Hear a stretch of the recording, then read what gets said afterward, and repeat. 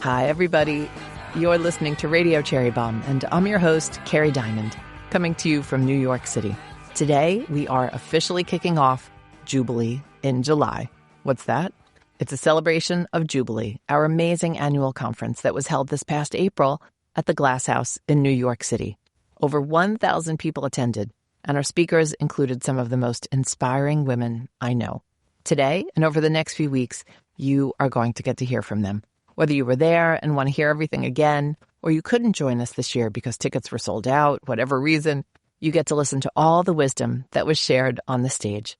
First up is a Cherry Bombe favorite, Jenny Nguyen, the founder of the Sports Bra in Portland, Oregon. The Sports Bra, which opened in 2022, is the world's first sports bar dedicated entirely to women's sports. It's an amazing place, and Jenny is a true visionary. She's interviewed by Olivia and Adrianna Maher, sisters and co-hosts of the House of Maher podcast. It's a great conversation, and Jenny does such a beautiful job explaining the origin story of the Sports Bra. By the way, Jenny, Olivia, and Adrianna all happen to be Cherry Bombe cover stars. If you've never checked out Cherry Bombe's print magazine, you should.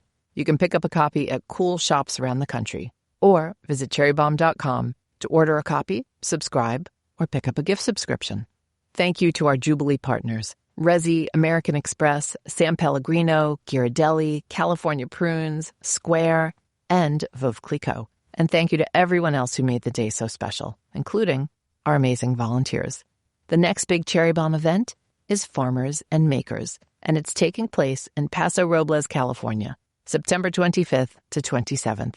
It's a weekend of tastings, dinners, conversations, and special events in honor of the International Year of the Woman Farmer and the women behind what we eat and drink. Weekend passes are on sale right now at cherrybombe.com. The link is in our show notes. Today's show is presented by Airbnb Experiences. If you think Airbnb is just for finding a place to stay, think again. Airbnb Experiences are activities hosted by locals, chefs, winemakers, farmers, foragers, home cooks, creators, and other passionate experts who invite you into their world. The difference between a typical tour and an Airbnb experience? The person behind it. You're not just doing something, you're learning from someone. And if you're a food lover, there's a whole universe to explore. Visit a private oyster farm and take a shucking class in Portland, Maine. Learn how to make baguettes, croissants, and macaroons from the best in Paris, France. And attend a secret supper club right here in New York. These are the moments that stick with you.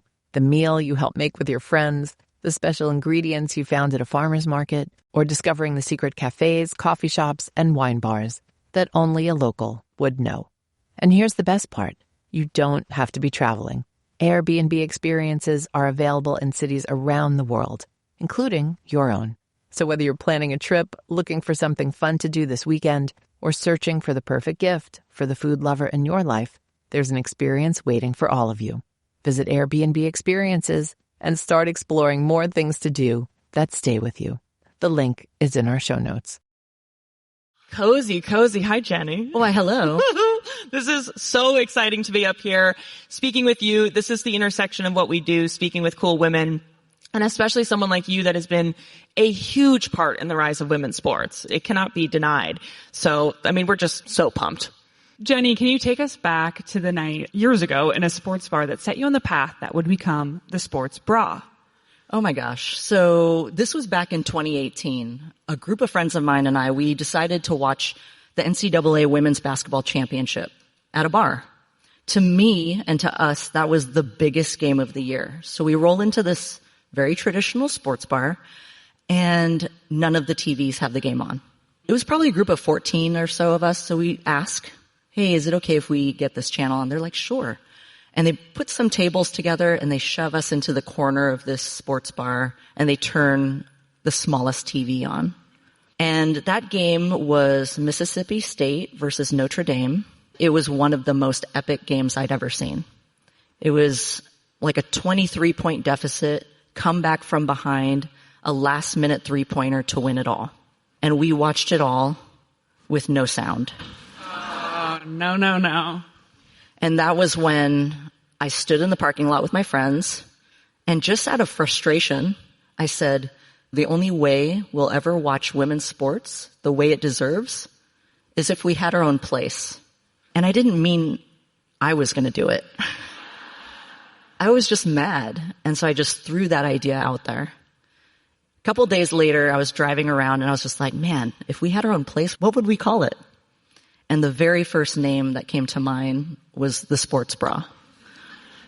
And to me at the time, all I thought was, okay, you have these sports bars. The simplest solution is to change the channel. So you take a sports bar, you switch those two letters around. It's the sports bra. And that has been a lesson for me throughout that time. And this time is that it's the small changes that make the biggest difference. So that's kind of how the sports bra idea came to be. That's amazing. And, you kept thinking on it, right? You said you would keep coming back to it. I listened on Radio Cherry Bombe and you would be like, well, yeah, like at my bar, we wouldn't do that. Oh yeah. It was a running joke between my friends and I. Cause again, clearly the sports bra was this fantasy world. And my friends, we just kept going to sports bars and having very lackluster experiences there. Whether we would walk in and they'd be like, no, there's too much football on. We can't watch volleyball right now. Or, oh, the food is pretty mediocre. Or, it was just filthy. It just felt like sports bars weren't catering to at least half the population, and it didn't matter. But it mattered to us. Yeah, so we just made this running joke of, at the sports bra, the women's restroom would be so clean. Or, at the sports bra, we'd have gymnastics, cheerleading, volleyball, softball on all the screens. Like, it was just constant. Love it. So then you're ruminating on this, and when did you finally decide it was time to do a Kickstarter? Oh my gosh. So I was a chef for about a little over 15 years. I took a trip to Vietnam with my parents, and that trip changed my perspective on what I was doing with my life. Because as a chef, obviously we're working a lot, and I wasn't feeling what I felt when I was in Vietnam, which was the sense of community. So when I came back, I quit my job with no plan forward. I was basically semi-retired for about 5 years. And then 2020 happened. During the pandemic, everything flipped on its head. And I started to think about, what could I do to make a difference? And then the only two things I'd ever really loved in my life, or really kind of good at, basketball, cooking. And that's when this idea of the sports bra kind of crept back in. But it was really this idea of the 7-year-old version of me. And I thought, if my parents took me to a place like the sports bra when I was 7, what kind of impact that would have had on me to see and feel a place like I felt like I belonged. And it was that moment that really kind of pushed me because having not worked in 5 years, going from retired to a small business owner, highly do not recommend. But yeah, so it was the 7-year-old version of me and just thinking about the impact that could make that really kind of pushed it. And then, it was 2021 when I applied for traditional loans, SBA loans, and they were like, we're trying to keep restaurants alive. We're not trying to open anything new, let alone a concept that had never been done. That was when I decided to launch a Kickstarter. Well, I, for one, am very glad you took that risk. But a lot of people around you were skeptical, including your family members. They said maybe there's a reason no one has ever done this. What gave you the strength to go for it? Oh my gosh. Again, I think it's always that 7-year-old version of me and thinking about, I wanted to give it a shot. There was no guarantee that it was going to work. There's never a guarantee. But there's always did you give it everything that you got? And I felt like I could do that at least, like to just give it a shot.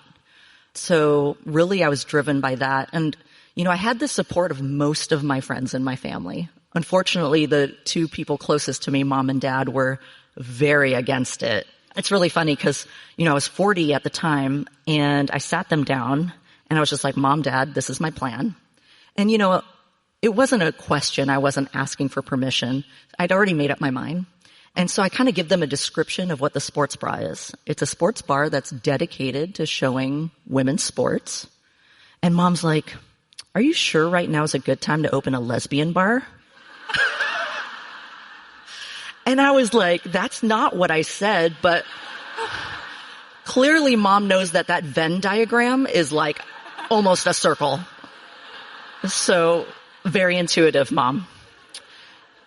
But my dad, he was just like, Jenny, so what you're saying is this has never existed before. Nobody on the planet has done this. And I said, no. And he said, maybe there's a reason why. And that to me, I thought, okay, if we all had that mentality, we'd just be like in a cave rubbing two sticks together, right? Like how does creativity ever show up if that? And so I was just like, thanks, doing it. I love it. When everybody zigs, you got to zag. That's right. I love that. So your Kickstarter was successful. Extremely. You opened the doors. Extremely successful. What happened? Open the doors. Man. It was wild. So first off, when the Kickstarter launched, the first couple days, I recognized every donation. It was like friends, family, $25, $50. And then there was an article that was published by Eater in Portland. And as soon as that article hit, the graph for the Kickstarter went from this to this. I still remember that moment. It was at that point where I thought to myself, oh my gosh, maybe this can work.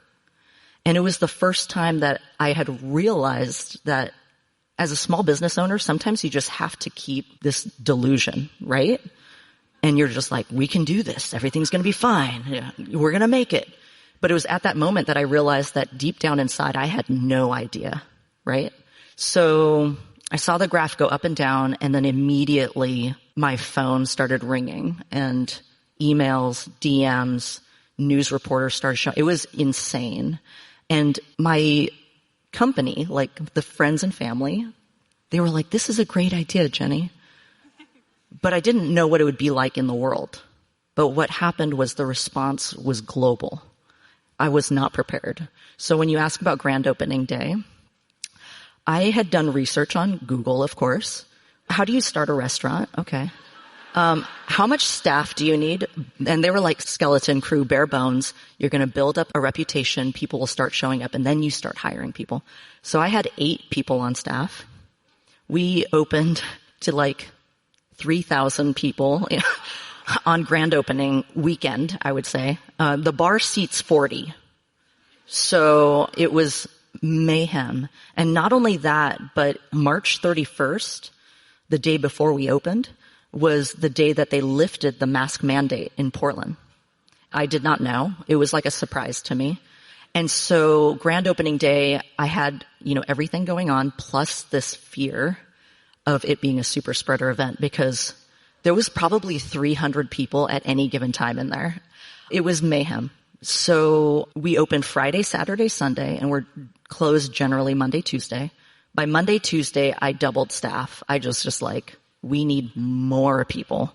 Yeah. And so it was amazing. Like there was news reporters on tables with their cameras pointing down at the crowd. There was a queer cheerleading group that was doing like pyramids in the parking lot. Mom and dad had the RV across the street just in case. It was insane. It was really insane. The impact was far and wide. I remember seeing it in 2022. Our aunt, who's actually here today, pulled up a DM from 2022 saying, you should put on women's rugby. Here's the link. And you liked the message. That's huge. I'm all about it. I'm all about it. That's big. Ooh. You've had such a successful business. When did you decide it was time to expand? How did you know that the world was ready? And how did you know that you were ready? Well, I think that we will never know when we are ready. You just have to do it, right? If you wait until you feel ready, you're just going to be waiting forever. If you're anybody like me, you would just wait forever. So April 2022, we opened. The first 8 months were incredibly successful. And by 23, I started to wonder, do I go on vacation now? Like, is this it? This is great. I love this. But every single day, there was hundreds of people coming in. And no matter how many articles they read or how many podcasts they listened to, the moment they stepped foot inside the bra, they had a transformative experience. Being in a space that is dedicated to girls and women's sports, that is made for you, is something very different and very empowering. And I kept witnessing people, it was all kinds of emotions, from bursting into tears to uncontrollable laughter to spinning in circles on live stream to running up and hugging me and crying. I just kept thinking, okay, we're a 40-seat bar in Portland. We had families traveling from across the world with their luggage in tow coming into the bra. And I thought, gosh, is it fair? How do we create this impact for more people? And I was just like, is that me? Again, to your question, is that me? Am I the right person for that? I have no freaking idea. But what I have found is one of my biggest drivers is impact. And when I kind of get bumped up against a bunch of decisions, one of the first questions I ask myself is, does this create impact for girls and women in sports? And that's kind of the driver.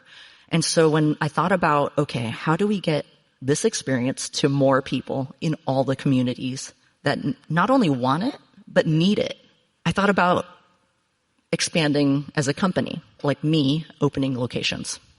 Because again, at this point, it was 2023, and I really believed that I was the only person who understood what it was. Like, this is my baby.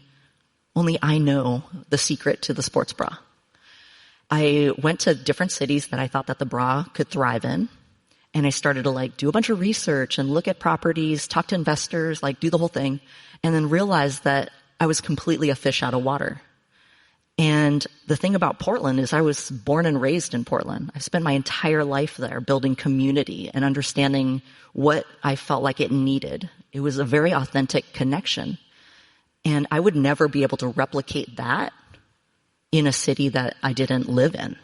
And that's when I looked at franchising. Even before our doors opened in April of 2022, people were just like, oh my God, this is the best idea ever. You need to franchise this. And when I hear franchising, I think of, big boxes that have lost their soul. And to me, the bra is the complete opposite of that. So I wrote off franchising for a while. And then I started to read about franchising, and I was like, oh my gosh, it's been staring at me in the face. This is exactly what I want to do. It's boxing up all the things that are recipes, are kind of secret sauces, and handing it to somebody who wants to live that dream. I could help them build their own dream in a community in a super authentic way. I love this. So that's when we decided to go franchise route. That is incredible. And now, what can we expect from these new locations? The same inclusive menu and food, that kind of women's sports museum feel that you're so known for? Yeah. So the thing about the bra as of right now is super young, right? We just celebrated our 4-year anniversary. So it's crazy to think of thank you. It's crazy for me to think about what has happened in 4 years. But to me, again, that authentic connection to the community really lives in the owners, right? These owner-operated restaurants. And so we have a handful of things that we want for look and feel so that folks know that when they're walking into the bra. The recipe is going to be about 85% proprietary. And a couple of those recipes are near and dear to my heart. They come from my Vietnamese heritage. One is the mom's baby back ribs, which is word for word my mom's thit kho recipe. That is also the first dish that I ever cooked on my own when I was in college. Making that dish led to my culinary career. So it kind of tells the story. And then our beverage program, we try to source as many women-owned, operated beverages. And so that kind of thing will be also implemented at each location. Other things that are really important to the brand is that these spaces will be all ages, just like the bar in Portland. Because again, it was the 7-year-old version of me having access and representation, visibility in a space like that. And so to create more of those spaces for kids out there, to normalize women's sports, I think that that's absolutely critical to the growth of women's sports and sustainability of it all. So those are the few things that we're kind of going to package up and send out there. I love that. And one of my favorite quotes from you is when you were speaking about how you have this rotating taps of, women brewed or involved beers. You said it's not that hard to involve women in, every step They of are the process. everywhere. They are everywhere. It's wild. I love it. Yeah, it's awesome. And I have time for one more question here, and this one was really near and dear to me. I have to ask, what is your favorite sports bra? What? Like actual sports bra? What can you recommend Oh my gosh. for these athletic, look, everyone, so athletic people here? Well, I am no longer athletic. Unless you count 16 hours on email marathon. I would. I wear Woxer. Boxer. Yeah. Lesbians be knowing. That's why I know. The rugby community. Woxer and Tomboy X. Those are the ones that I kind of rotate between. But Love it. yeah. Amazing. Well, this was so special. Thank you so much for sharing with everybody pleasure. here. Thank you. Good luck with the expansion. Thank you. Thank you so much to Jenny, Olivia, and Adrianna. If you want to support the Sports Bra, they are raising money right now via republic.com. The minimum investment is $250, and they are trying to raise $1.24 million from their community and their fans. Let's help them not only hit that goal, but surpass the goal. If you're a fan, you have until August 4th to invest. The link is in our show notes. One of my favorite parts of Jubilee is the solo talks, and this year's were incredible. Next up, we have Ifrah Ahmed, chef and author of the cookbook Soomaaliya, who is going to share her journey with you. Hello, everyone. So nice to see all your beautiful faces. Thank you for having me. So I just want to tell you a little bit about my story and my background. I was born in Mogadishu, Somalia. My family and I were resettled in Seattle as refugees in 1996, following the Somali Civil War. I grew up in the rainy Pacific Northwest, surrounded by mountains, trees, and an ever-growing Somali community. I went to weekend Islamic school, became valedictorian, worked at the library, and attended secret DIY punk shows. I also lived on a steady media diet of 2000s era Food Network shows and all things Anthony Bourdain. Love Anthony Bourdain. R.I.P. While simultaneously learning to cook from my mother, who taught me all about Somali cuisine. I started to refer to these lessons as my mother's cooking school. It was her attempt at making sure that we maintained a connection to our heritage, even if we were no longer home. I earned a political science degree, moved to New York for law school, founded a feminist arts and culture magazine, and later spent years working with Somali students, asylum seekers, and people facing persecution. Throughout everything, though, I used food as a vehicle to introduce others to Somali culture. I took sambus, which are these pan-fried dumplings, and hot sauce to block parties, internships, and classes. It felt like I was carrying on the traditions that my Hoya had taught me. I loved food, but I had no roadmap for the kind of career that I was yearning for. I saw very few Somali chefs and even fewer written documentations of Somali cuisine. Then, in 2018, came a nudge of fate, a chance to go on a trip to Somalia with my mother. That trip changed my life. I was moved by the beauty of the land, the quality of the food, the energy of my people. I was finally home. I returned to New York, clear-eyed, but still hesitant, the ever-cautious eldest daughter. Sometimes our loved ones see our fate before we do. I'd spent years talking about wanting to be a writer, a chef, wanting to write a Somali cookbook. But I was afraid, so afraid of changing careers, choosing a different life, afraid of moving forward on a path that I seemed to be creating and making up as I went along. I researched, I discussed, I dreamt, anything but acting. Until those who loved me got tired of hearing of all of my ideas and all of my research and pushed me to start. See, when you're on the path that you're meant to be, everything can suddenly feel aligned. In 2019, I began my Somali culinary pop-up, Milk and Myrrh, which introduced our cuisine to many people for the first time. I cooked from coast to coast, and the pop-up quickly began to sell out, much to my surprise. In 2020, I also became a mother and started writing down my recipes.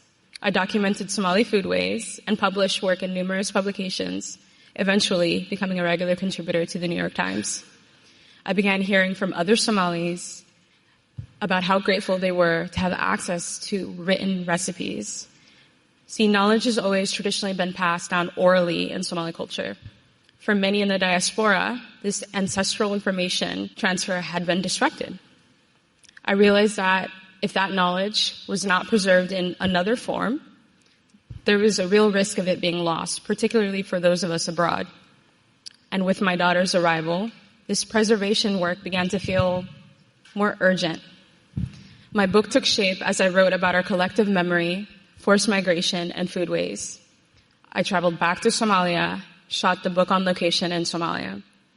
I also penned essays on food systems, chronicled thousands of years of history, and interviewed Somalis globally, famous restaurateurs and camel herders alike. I sorted through ancient artifacts in New York and rode tuk-tuks, also called bajajes, they're like the tiny cars, in Mogadishu, as we tried to capture the essence of a city, a country, and a people. I crafted each line with care, love, and intention. I wrote Soomaaliya so that our culinary traditions would be preserved in writing, to ensure that they could make it from the tongue of one generation to the minds of the next.